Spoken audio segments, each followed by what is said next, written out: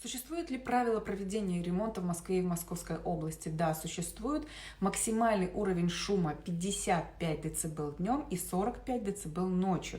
При этом мы всегда помним, что с 19 и до 9 утра и с 13 до 15 это тихий час, а также полностью праздники и выходные. Это вот то самое время, когда вы отдыхаете. Но есть исключения. Если мы будем говорить про новостройку, когда все въезжают в новый дом с черновой отделкой и требуется проведение отделочных ремонтов в обязательном порядке, прежде чем заселиться, то у нас законом отводится 1,5 года на проведение отделочных работ. И, конечно же, я не рекомендую заезжать в новостройку именно в этот период. Я, адвокат Верещагина, на все вопросы отвечаю в комментариях, пишите.